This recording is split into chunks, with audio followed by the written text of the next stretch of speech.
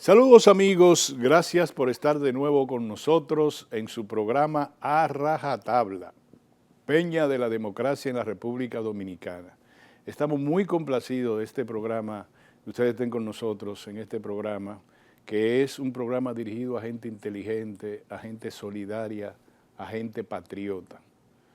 Y mucho más ahora que la República Dominicana vive momentos estelares, momentos históricos. Por tanto, este programa va a ser un esfuerzo para colocarse a la altura de sus deberes en esta circunstancia que vive nuestro país.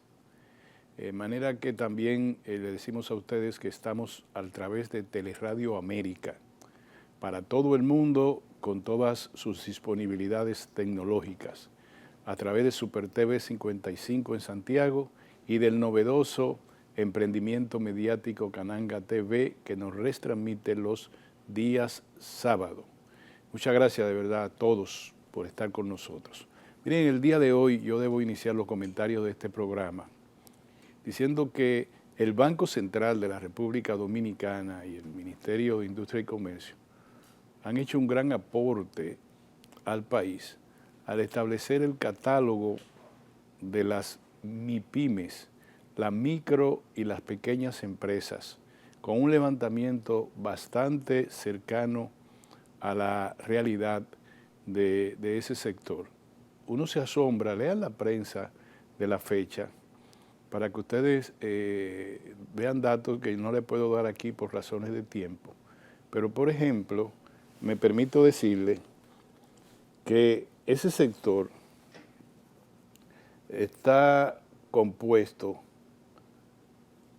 representa, vamos a comenzar de esta manera, solamente el 14.8% de las micros y medianas empresas está registrado como empresas formales, es decir, que cotizan a la tesorería de la seguridad social, etcétera, que tienen formalidad.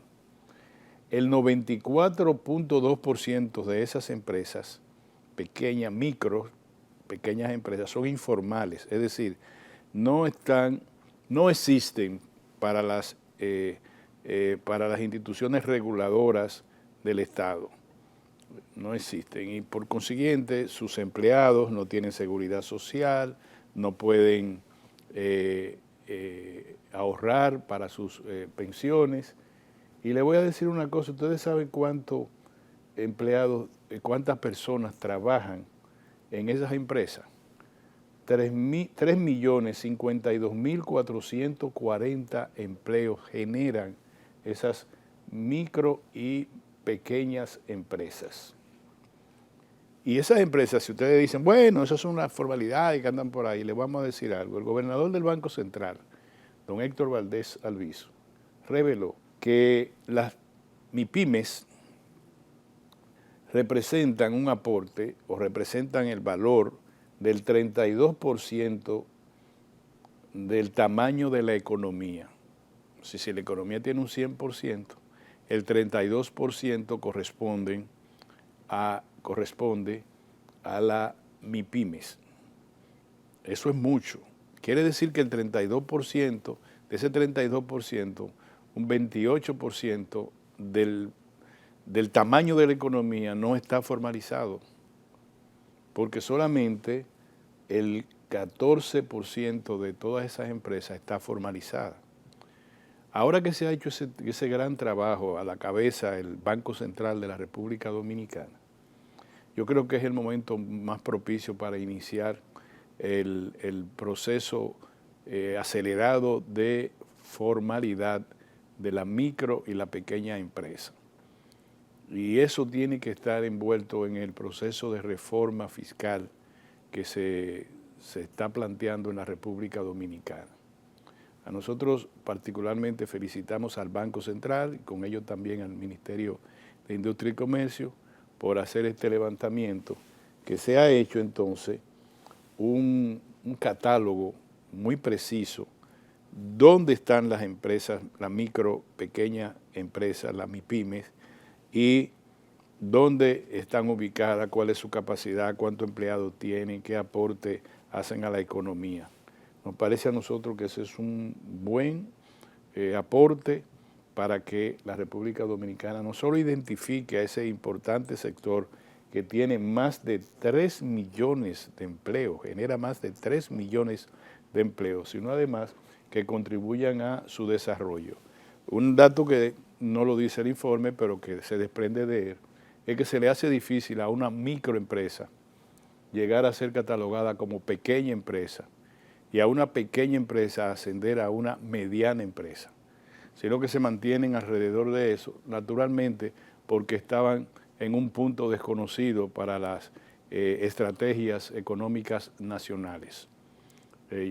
Reitero mi felicitación al Banco Central en la persona de don Héctor Valdés Alviso. Señores, lo que se está hablando es de reforma fiscal. De repente se quiere llevar como si tuviese en principalía para la República Dominicana el tema de la reforma constitucional. Yo no niego, porque no sé, la verdad no sé qué es lo que se va a reformar. No niego la importancia que pueda tener una eventual reforma a la Carta Magna. Pero lo que ha dicho el presidente don Luis Abinader es que esa reforma se haría para blindar, para poner un candado a los fines de que ningún presidente intente reelegirse más allá de lo que señala la Constitución vigente, que es usted queda electo, usted puede optar por una reelección y nunca más. Y el presidente también ha dicho que quiere blindar la independencia del Ministerio Público. Son dos cosas que muy humildemente a mí me parece que no se requiere enmendar la Constitución de la República. La primera de ellas está señalado, no sé qué más hay que hacer. Ustedes me nombran, me eligen presidente de la República, muy bien, duro mis 4 años. Luego yo me considero con suficiente atributo como para optar por una reelección. Voy a la reelección, gano la reelección.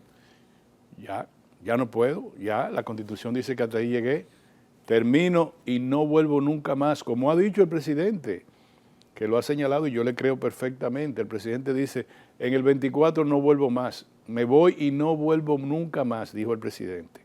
Bueno, pues ya la Constitución es que así lo estima. Si quiere volver, tiene que reformar la Constitución de la República. Como otros que lo intentaron, otros lo lograron, aquella que le dicen el de las corbatas azules, y otro no pudo lograrlo, que fue el presidente Danilo Medina, pero sí lo han intentado. ¿Pero qué candado se puede poner? ¿Un candado más grande? Bueno, yo no sé. Como no es que, no solamente no lo sé, es que no se ha dicho cómo se va a hacer.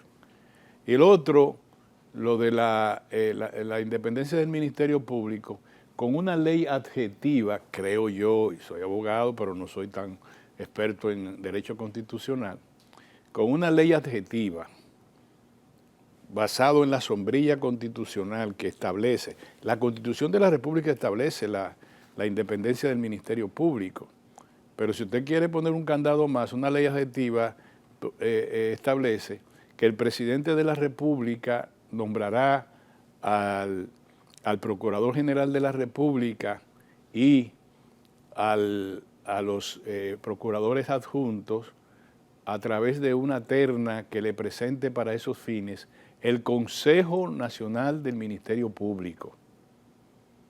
En consecuencia, el Consejo Nacional del Ministerio Público es el mismo Ministerio Público que dice, estos 3 o estos 2, nos vamos a proponer uno de estos 2 para que el presidente escoja al Procurador General, y de estos 10 para que escoja los 5 procuradores adjuntos o lo que fueren.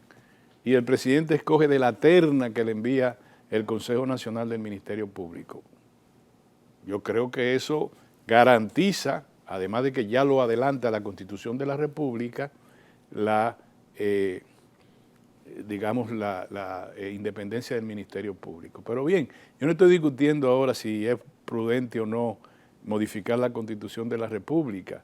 Lo que me llama la atención es que se quiera ponerlo antes de la reforma constitucional. ¿Qué es lo que nos tiene estresado a nosotros, señores? Es que vayan a a modificar la Constitución de la República? No, porque no sabemos. Pregúntele en un colmadón a un ciudadano ordinario de la República. Recuerden que el ciudadano ordinario es una expresión de las Naciones Unidas que señala que es el ciudadano que no tiene influencia ni en lo militar, ni en lo político, ni en lo religioso. Por tanto, es un ciudadano ordinario. Pregúntele a una gente en el colmador, ¿qué usted cree de la modificación de la Constitución de la República? Ahora, ¿qué usted cree de la reforma fiscal? Ahí sí le van a decir, todo el mundo, en todas partes, se ha hecho experto en reforma constitucional, en reforma fiscal, perdón. Dicho esto, al presidente se le ha tomado una expresión que dijo en su comparecencia de los lunes con la prensa, que dijo que él tiene como principal proyecto la reforma constitucional, entre las reformas, algo así, no es textualmente que lo estoy diciendo. Entonces como que sus colaboradores y asesores han asumido que lo que debe ir ahora es la constitución, es la reforma constitucional. No, lo que nos tiene estresado a nosotros y lo que tiene estresado al país y de lo que depende la economía dominicana en sentido general es de la reforma fiscal. Por tanto, no hagamos eso. Sería un proyecto de telonero el de la reforma a la Constitución de la República. Y uno creería que lo que se trata es de cansar a la sociedad, decir, bueno, vamos a pelear ahora, ya el presidente Fernández ha dicho que no lo acepta, el principal partido de oposición, el otro partido dijo que ya se terminó la oposición live, entonces vamos nosotros a pelear por algo que la gente, el pueblo dominicano, no solamente no entiende, sino que con todo respeto y mayor distingancia, como dijo el diputado, no le interesa en este momento, no le interesa.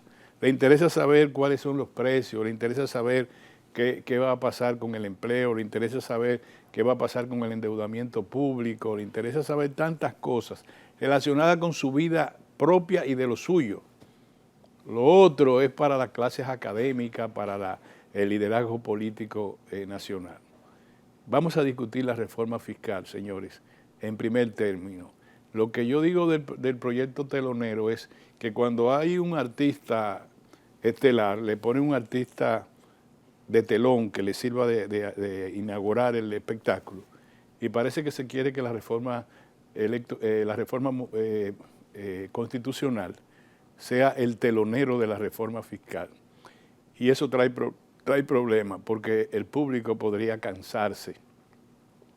Y sobre ese cansancio, colar una reforma fiscal que no sea la adecuada para este momento que vive la economía dominicana, en su entorno interno y en su entorno externo. Vámonos a un cambio, señores, y vamos a retornar casi de inmediato. Estamos en A Rajatabla. Muy bien, mis amigos, le tenía esta sorpresa. Uno de los economistas más solicitados por los medios de comunicación en estos momentos, probablemente por su capacidad de comunicar y por su capacidad para comunicar temas relacionados con la economía al gran público, es el doctor Antonio Siriaco, quien es decano de la facultad, a ver si yo lo digo bien ahora, de Ciencias Económicas y Sociales de nuestra Universidad Autónoma de Santo Domingo. Y tiene también el título de que es un gran amigo mío, quien yo aprecio y admiro mucho. Y por tanto, ustedes lo van a ver en muchas partes y ojalá sí, todos los medios de comunicación, tanto escrito, lo vi en el Listín Diario con muy buena posición con otros colegas, apreciados colegas economistas, que estaban ahí, amigos, en el caso mío, y que hicieron una muy buena comparecencia. También la universidad, la Pucamaima presentó... INTEC. INTEC uno, pero la Pucamaima también. Ya. Sí, ya. Tú sabes que nosotros nos fuimos adelante. La UAS también. Ellos lanzaron, sí, ya nosotros, por lo menos desde hace 2 semanas anunciamos que tenemos una propuesta. Y parece que ellos se motivaron. Sí, no, pero ellos lo que han hecho, INTEC hizo una propuesta, sí. Y una novedosa porque entre estudiantes y profesores que toman, representan a la universidad. Pero lo que hizo la Pucamaima fue una conferencia a discutir el tema, pero todavía parece que no han hecho una propuesta formal. La Universidad Autónoma y INTEC sí ya han hecho propuesta formal. Señores, yo le estaba diciendo al profesor Siriaco que se puede uno ir a cualquier colmadón, en cualquiera de los barrios populosos del país o de la capital o de Santiago, la Romana, y usted no tiene que poner el tema de la reforma fiscal. Aquí todo el mundo somos economistas ahora.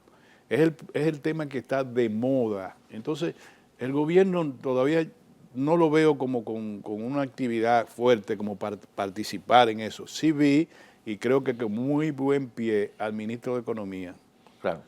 Hacer exposición. El ministro de Economía está en calle al medio, Claro, pero de ahí pare de contar.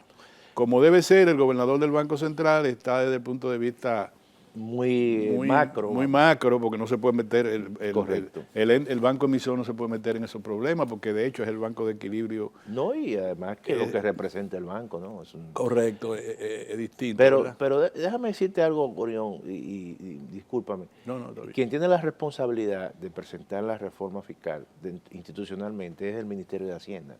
Y parece que todavía no la se tiene ponen en de mano, acuerdo. sí. Y entonces el Ministerio de Economía salió adelante a decir, Claro, bueno, porque... claro, porque ellos tienen que ver con los impactos. Sí. Entonces, yo le sugiero, profesor, que hablemos en el lenguaje más llano, porque este programa es un gran esfuerzo para que nos llegamos a los sectores que no tienen, digamos, accesibilidad al discurso económico. Al tecnicismo. Al tecnicismo. En sentido general, ¿qué se procura con una reforma fiscal en este momento? Mira, yo creo que, Orión, uno puede ver lo que se procura desde diferentes puntos de vista. El gobierno, por ejemplo, es lo que yo he visto y las señales que han indicado es que trata de buscar mayor recaudación para cerrar brechas. En este caso, el déficit fiscal. Hay un tema, por ejemplo, el presidente ya habló de que se busca reducir la pobreza absoluta, que hay 2.3 millones de pobres, al margen de todo. Y para eso, si tú quieres llevar, por ejemplo, o reducir la pobreza absoluta, y a esos 2.3 millones de pobres, darle por lo menos un nivel de línea de pobreza que según el mismo Ministerio de Planificación y Desarrollo, que son 7.000 y algo, si tú eso lo ajustas a la inflación, solamente de tú adecuar eso, esos pobres, son 18.000 millones. Pero también el mismo presidente de la República ha dicho que si hay que ampliar la atención primaria, hay que buscar 20.000 millones. Entonces ya uno entiende que el interés gubernamental es precisamente es recaudatorio. Dijeron Ahora, también la movilidad del tránsito. Y del tránsito. Ahora, por ejemplo, nosotros pensamos que hay una gran oportunidad desde la Facultad de Ciencias Económicas y Sociales de hacer una gran reforma fiscal integral de largo alcance sin perjudicar a la población. Y es una gran oportunidad. Las propuestas de nosotros van en esa tesitura. En primer lugar, hacer una reforma que simplifique todo el sistema de pago de los contribuyentes. Segundo, que haya un componente progresivo que le permita al Estado también hacer recaudaciones. Y en tercer lugar, que le alivie un tanto la carga a los sectores de clase media y además que impulse un proceso de formalización de la economía. Sobre el monto de la sobre el monto de la reforma fiscal, aquí mucha gente habla de que debe ser, o sea, lo que se va a recaudar adicional, un 3% del Producto Interno Bruto. Pero escuché al ministro de Economía decir, no, eso es imposible. Sí, es imposible. A lo sumo se podría lograr 1.2. Quiere decir que no se va a suplir el déficit fiscal. Oye, el déficit es alrededor de 200, casi 280.000 millones de pesos. La evasión representa alrededor de 350.000 millones. La evasión. La evasión. Lo que no pagan impuestos. Lo que no pagan impuestos.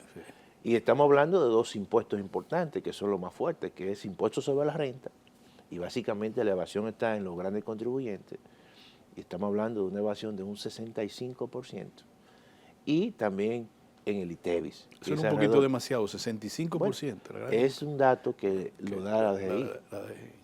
Son oficiales. Y el dato del 43% del ITEVIS es un dato oficial. Entonces, nosotros tomando en consideración esa parte, decimos, mira, ¿cuál es la propuesta que hay para la formalización de las empresas y los pequeños los micro, pequeños y medianos contribuyentes, que precisamente ayer el Banco Central, o en esta semana el Banco Central presentó la encuesta más reciente de las MIPYME, donde el 85% de las MIPYME son informales. Estamos hablando de 340.000 empresas que son informales, y solamente de ese universo de las empresas MIPYME, que el banco la cuantificó en alrededor de 400.000 y algo, solamente 59.000 son formales. Formal quiere decir que Que cotizan tienen con su la tesorería, RNC. que cotizan con la seguridad Y social. cotizan.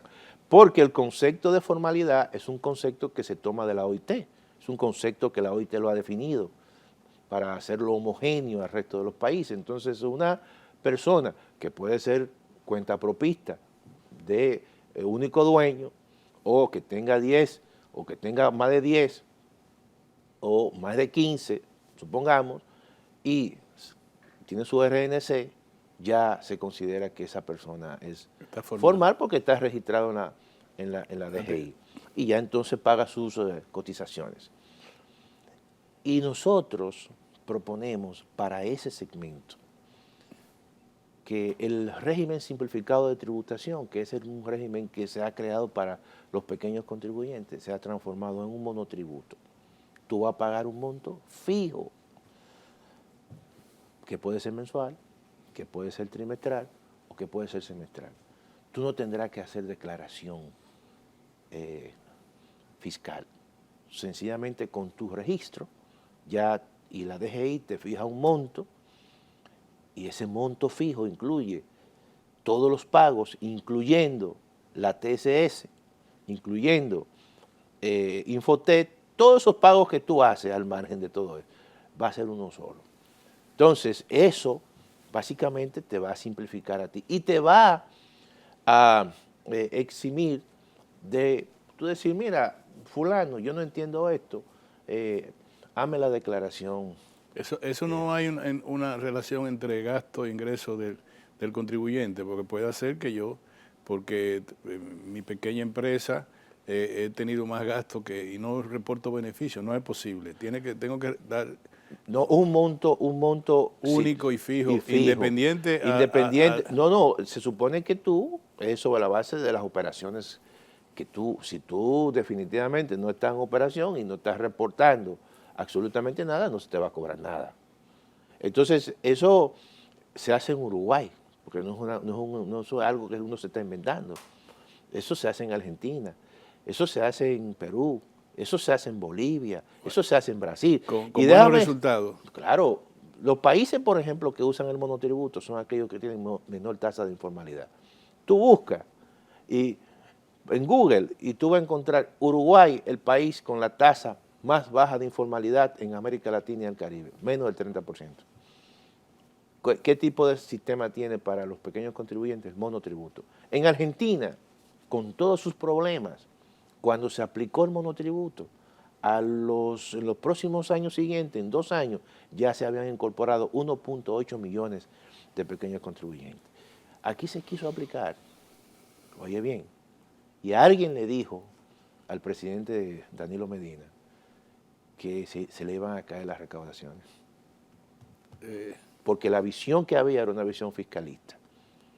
Oye bien, pero déjame decirte algo, Orión. Nosotros hicimos un seminario sobre las MIPYME en la universidad y me satisfizo mucho que Codopyme parece que está en un plan o están diseñando un plan sobre el monotributo, vinculándolo con todo el tema del sector bancario, donde esos pagos se hagan a través del sector bancario mediante transferencia, y eso va a permitir un proceso de bancarización. Que es importante. Que forma parte también, claro, de la estrategia del Banco Central y, claro, del Ministerio de Industria. De Industria, de MIPYMES.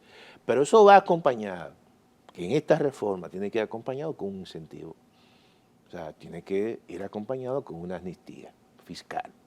Porque tú tienes que decirle a esa gran masa que está fuera del sistema, mira, si tú entras no te voy a penalizar, te voy a amnistiar. Porque que esa está una amnistía, digamos, como yo diría, Es un punto de inicio. porque total, no le podían cobrar nada porque no estaba en el Porque sistema. no está, todo lo contrario, tú con eso lo que está ampliando es la base, oye bien, entonces ahí no estamos hablando de que tú le incrementes tasa, tú estás mejorando la eficiencia de la economía, eso es para los pequeños contribuyentes, los grandes contribuyentes. Ahora vamos, 43% de evasión. Claro. ¿Qué hacemos con los grandes contribuyentes? Ahí vamos, mira. Entre los grandes contribuyentes están los productores y procesadores de bebidas alcohólicas no alcohólicas. No, ahí están y otros, claro, que son grandes contribuyentes. Ahí se dan situaciones en las cuales hay mucha contabilidad creativa. ¿Cómo se cobran el impuesto sobre la renta de las personas jurídicas? Porque a ti te lo cobran y a mí como persona física, sí, pero sobre bruto. Sí. Pero a las empresas no se lo cobran sobre la renta bruta, sino sobre la neta. Si yo como empresa tengo ingresos por millones, supongamos, y le presento a la DGI gastos por 500, mi neto, ¿cuánto es? 500. Entonces la DGI le aplica el 27% de esos 500. Si se lo aplicase, está recibiendo 135 millones de pesos. Perfecto. Ahora, ¿qué garantía? Tú me preguntas, ¿y por qué se da esa evasión? Bueno, porque en esos gastos que a lo mejor yo estoy presentando pueden estar muchas actividades que no tienen que ver con las empresas. Que por eso dicen que los contables son los reyes de las empresas. Claro, entonces no hay manera en que la DGI le pueda decir, mira, tú me estás engañando, tú puedes intuir de que hay algo raro. La boda de mi hija yo la voy a aplicar y le digo al contable, pónmela ahí como gasto. Claro, entonces no hay forma. Entonces tú dices, está bien, ahora yo te voy a cobrar no por los 500 ahora, sino por los 1000. Por tus ingresos brutos. Punto. Y entonces ahí tú le dices, él te va a decir a ti, pero es que si tú me cobras el 27, tú me vas a quebrar. Y es verdad. Sí. Entonces tú le cobras un impuesto, una tasa equivalente que te permita mantener el mismo nivel de ingresos. ¿Cuál es la tasa equivalente? El 14%.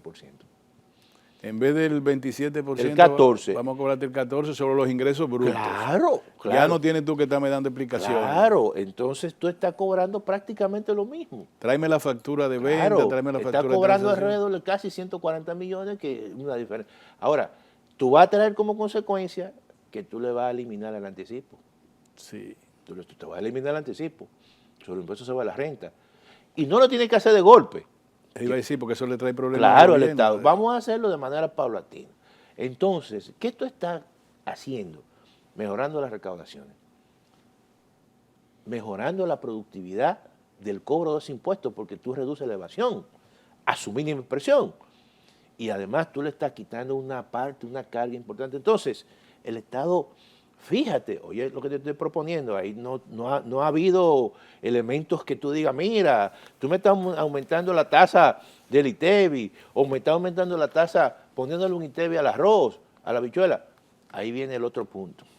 ¿Cuál es el impuesto más regresivo, Orión, que hay?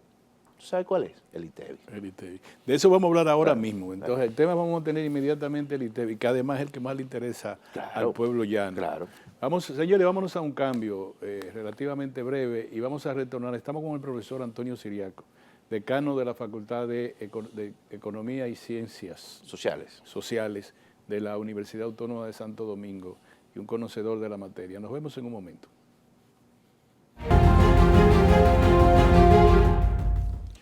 Muy bien, gracias a mis amigos por quedarse con nosotros, gracias a los amigos que han conectado con nosotros. Les decimos también que este programa inmediatamente va a estar colocado en las redes para que ustedes lo vean, lo discutan en familia, en amigos, con todos. Este es un tema de la nación, este es un tema del pueblo dominicano. Ahora le vamos a hablar de algo que a ustedes mucho les interesa, que es el ITEVI. Se llama Impuesto a la Transferencia de Bienes Industrializados y de Servicios. Así es. ITEVI, que es donde nos cobran a nosotros cualquier cosa. Hay una cantidad impresionante también de productos que están exentos de los productos de primera necesidad. Hay una propuesta, es decir, bájenlo a un 15, a un 16%, o sea, bajen en 2 o 3 puntos y hagan la base universal, es decir, al arroz, a la habichuela, a las grasas comestibles, a todo. Eso parece prudente. ¿Cuál es la posición que tiene la universidad en su persona? Orión, la propuesta de nosotros no va en ese sentido. Nosotros somos muy cuidadosos de bienes públicos y nosotros somos muy cuidadosos también de que se toque al sector que produce alimentos en la República Dominicana. Es un bien esencial.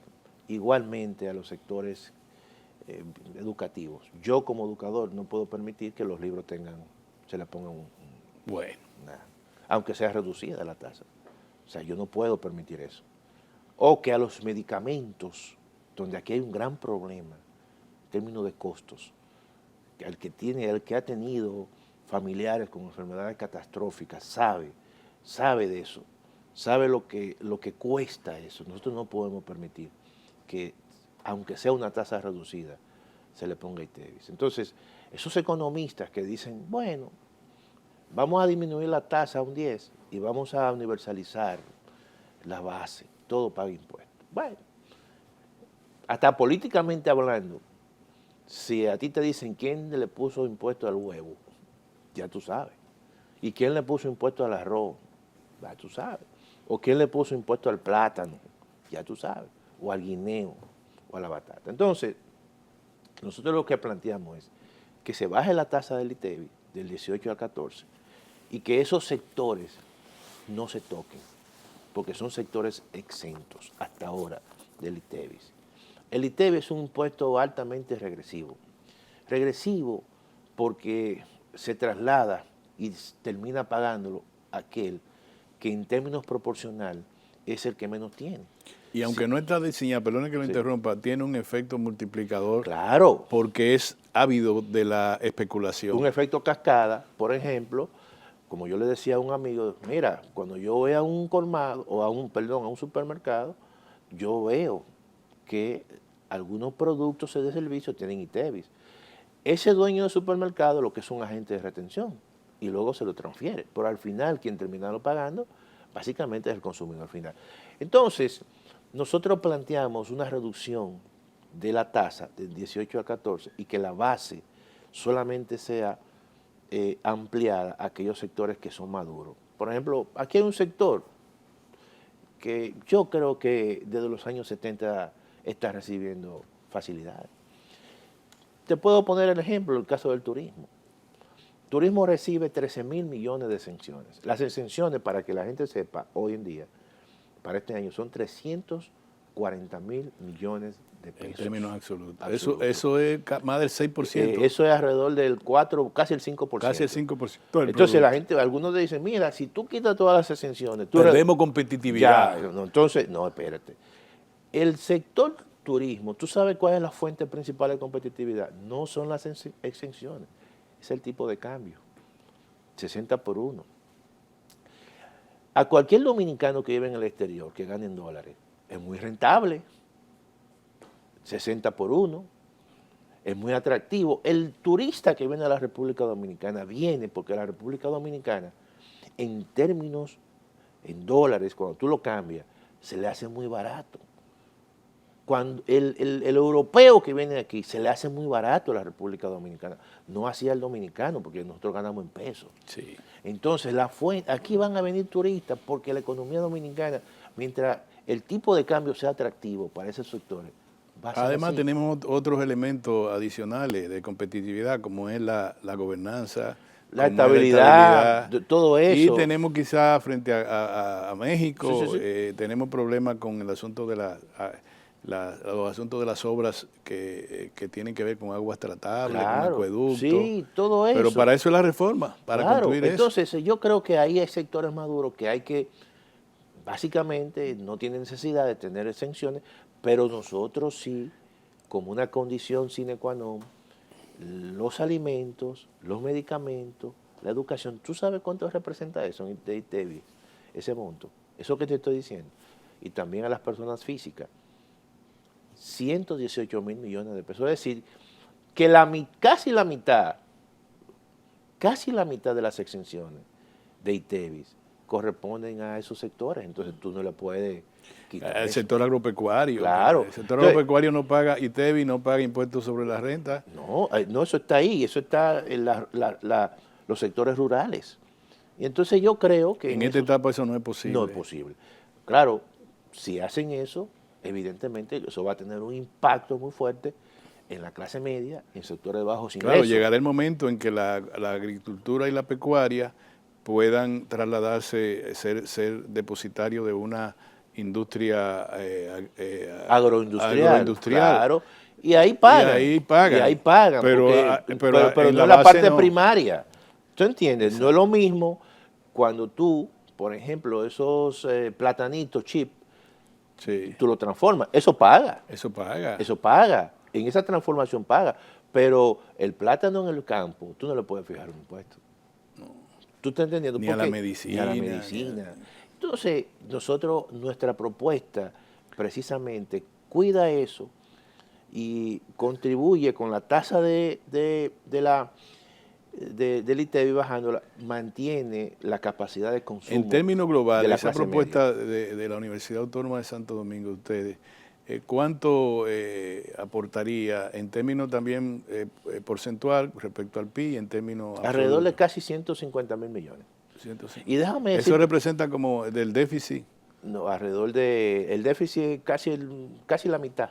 casi la mitad del déficit. Sí.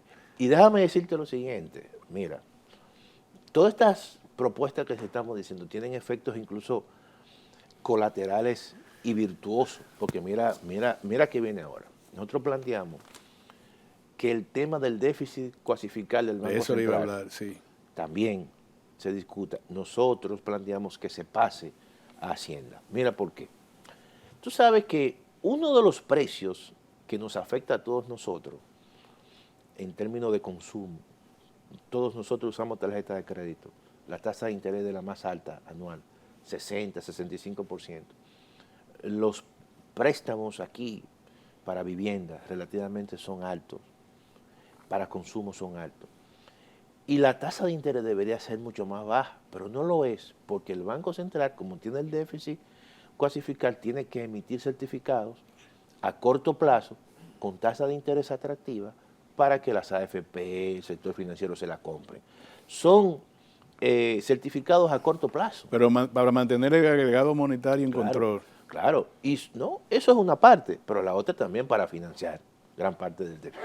Entonces, ¿qué ocurre? Eso le distorsiona la política monetaria al Banco Central.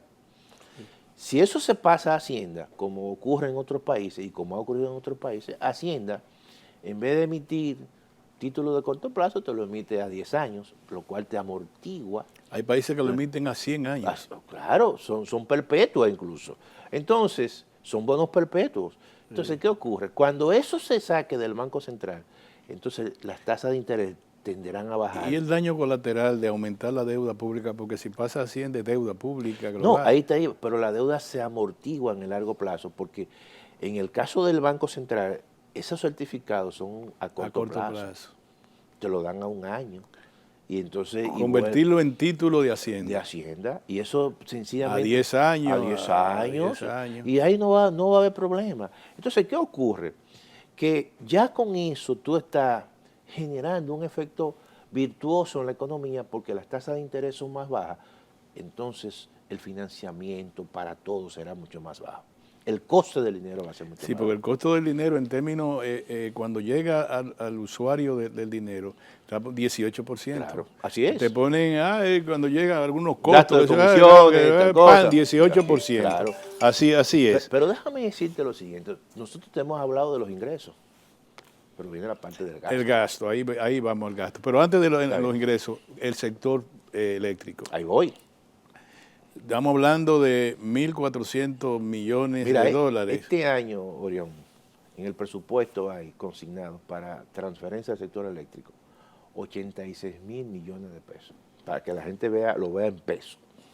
Y el año pasado las transferencias fueron alrededor de casi 68.000, 69.000 millones. Y va a ser más de ahí, más de lo que está consignado. Estamos hablando de 1.200 millones. Por eso cuando redefinan el presupuesto a final de año le van a agregar más. Claro. Es decir, estamos hablando de 1.200 que quizás estén ahí, pero va a ser mucho más. Ese es el tema para nosotros, incluso lo estamos discutiendo bastante a fondo y por eso la propuesta no hemos hecho la rueda de prensa, porque el Instituto de Energía de la UAS, el profesor José Luis Moreno San Juan, nos está trabajando esa parte.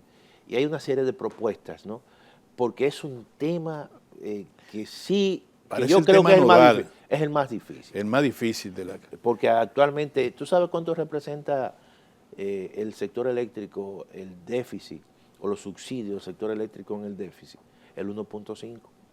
Es decir, del 3% del déficit, el El 1.5 es el 1.5. sector. Es la mitad. Es la mitad, eso es terrible. ¿Tú estás entendiendo eso? Entonces, eso no es fácil. Las sedes son las depositarias de ese déficit, Claro, la entonces, generadora de ese déficit. claro, entonces tan tú grande. tienes, nosotros analizamos en la reunión que tuvimos, José Luis hizo una presentación y analizó toda la parte de la generación, pero también toda la parte de la gestión de la sede. Eso de que el 49% solo de los usuarios del servicio son los que tienen medidores. Eso indica que el 51% no tiene medidor. Que esa fue una propuesta que se puso sobre la mesa en la discusión, que hay, en primer lugar, comenzar a instalar medidores prepagados. Que eso es una propuesta incluso que viene de viejo, Sí. y entonces en ese momento en la discusión nosotros las incorporamos para la parte del déficit del sector eléctrico. Los subsidios sociales. Bueno, en el caso de los subsidios sociales, yo creo que ahí son más cíclicos, vamos a decir. Pero ahí se han duplicado. Pero ahí, la propuesta es un proceso de reorganización institucional. Tú no puedes tener tantos programas dispersos. Tú mejor, y la propuesta disperso de nosotros, y anárquico. Y anárquico. Y la mejor propuesta que nosotros vamos a hacer es la creación de un ministerio que recoja todo eso. ¿Cómo se llamaría? Ministerio de Desarrollo Social o de Asuntos Sociales. ¿Por qué? Porque ahí hay también mucho clientelismo. De hecho, hay más subsidios que pobres. Claro, entonces tú dices, bueno, el ministerio te da un número de pobres y tú entonces encuentras que hay una cantidad de tarjetas que sobrepasa eso. Tarjeta al portador. Entonces, tú ves, ahí se dan muchas cosas, que eso hay que redimensionarlo de manera institucional. Esa es la parte del gasto. Nosotros proponemos también, Orión, que exista una regla fiscal dentro de un componente de ley de responsabilidad fiscal, una regla donde el Estado, por ejemplo, le ponga un tope al gasto corriente, que es un gasto en muchos casos improductivo, en los periodos donde hay un crecimiento de la economía. Y en los periodos donde hay recesiones, ponerle un piso. Y además, establecemos una regla especial para el caso del endeudamiento. Dicho, nos quedan 2 minutos, profesor. Y en este caso, nosotros establecemos que el endeudamiento sea solamente para el gasto de capital. Eso, yo iba a decirle, en términos del gasto público, en calidad del gasto público y en términos de ingresos, debería haber una proporción. Si usted quiere que de los 100, ¿cuántos son 100 que hay de déficit en términos absoluto? Alrededor de 280 mil millones. 280 mil. Usted quiere que la mitad de eso obtenerla por ingreso. Claro. Pero tiene que haber una parte que se aporte por el lado de la disminución del gasto. Orión, necesariamente tiene que ser así, porque la legitimidad a esta reforma se la tiene que dar el Estado, y el Estado tiene que poner y dar el primer paso. Pero me aplican a mí leyes en términos tributarios, una nueva fiscalidad, pero cuando es el gasto es promesa. No, nosotros prometemos que vamos a reducir. No hay leyes que, usted acaba de señalar una, que fije que diga, no, el endeudamiento es para gastos de capital. Aquí se tomaron 100 millones de dólares para gastos sociales, para repartirlo en Supérate. No, pero que el resultado, al final se le revierte al Estado, porque tú tienes menos capacidad, porque los intereses que se generan son mayores, hoy son y representan en estos momentos 3.6% del PIB, más de casi 300 mil millones. ¿Qué significa eso? Que va a tener menos recursos para inversión de capital.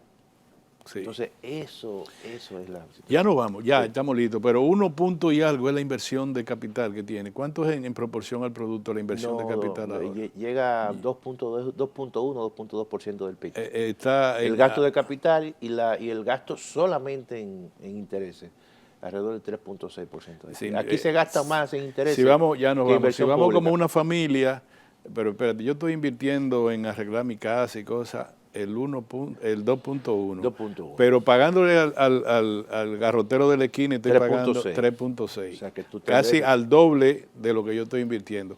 Así no se puede. No, es un proceso no de acumulación, sino de desacumulación. Sí. Bueno, profesor, mire, en esto usted no nos puede abandonar. Usted sabe, no. Yo sé que su agenda es una muy grande, pero en estas discusiones, por ejemplo, nosotros queremos que usted vuelva cuando nos tenga la propuesta. La propuesta sobre el sector eléctrico y la propuesta global. Claro. Porque la Universidad Autónoma de Santo Domingo somos nosotros, el pueblo. Así es. Y por tanto yo prefiero airear mucho la propuesta que haga la Universidad Autónoma. Muchas gracias, señores. Hemos tenido al profesor Antonio Siriaco, decano de la Facultad de Ciencias Económicas y Sociales de la Universidad Autónoma de Santo Domingo. Un gran amigo que está en una gira mediática solicitado porque es la Universidad Autónoma de Santo Domingo y porque se trata de uno de los valores académicos más relevantes en el ámbito de la economía. Muchas gracias, profesor. Gracias, Orión, siempre. Nos vemos, señores, la próxima semana.